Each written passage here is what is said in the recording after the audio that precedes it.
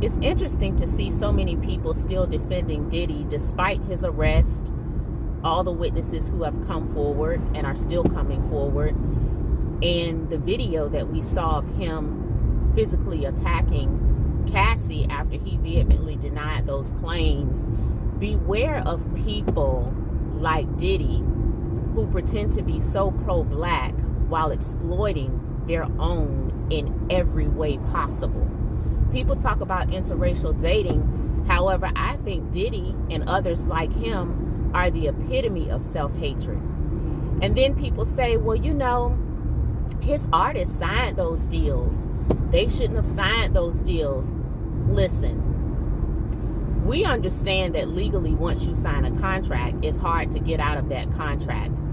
I will say it's not impossible though, because some judges will review a contract and determine that the contract is in fact predatory or too one-sided. I forgot the legal term, but there is a legal term for that. When a contract is too much in the favor of the other party, the judge can award damages to the person who incurred some loss, right? So there are exceptions to that rule as well, but we know that once you sign a legal contract, it's hard to get out of that. And we know, of course, that you should read your contract. I'm not talking about the law per se in a situation like that. I'm referring to what is morally correct. Just because you can exploit somebody doesn't mean you should.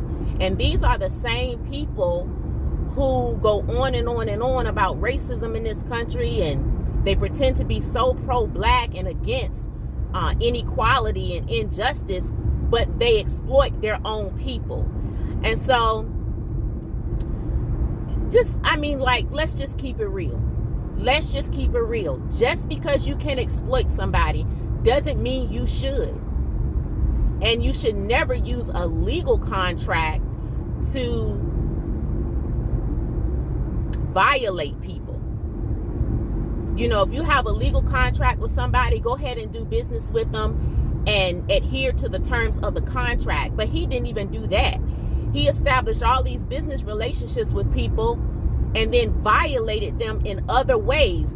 Like I said, he exploited these individuals in every way possible. These are people who belong to our community, but yet there are still individuals who are defending and excusing his behavior. And I don't want to hear that hurt people, because guess what? Everybody's been hurt. Everybody's been hurt.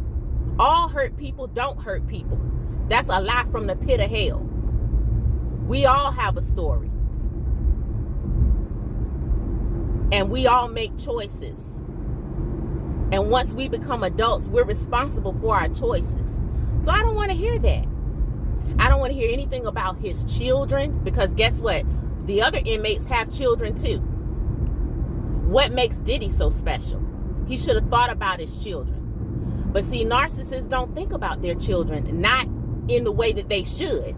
Narcissists use and exploit everyone around them, including their children. In fact, children are prime supply. They are top shelf supply. Children and their mothers, and especially if they're married, their wives, their husbands, narcissists use everyone around them. Just like he's trying to use those children now, allegedly claiming that they need him because they lost their mother, the mother that he allegedly, okay? I don't want to hear it. I don't want to hear it, because we all have a story and we all have choices. As a black woman, I make choices every single day. I make choices. I could have exploited black men for personal gain, but I chose not to do that. I chose, and I still choose not to do that, because I don't see myself as separate or better than black men. I am black men, and black men are me. We are one. So miss me with all the pro-black stuff that y'all be talking, while in the same breath defending a predator like Diddy. Miss me with that. Actions speak louder than words.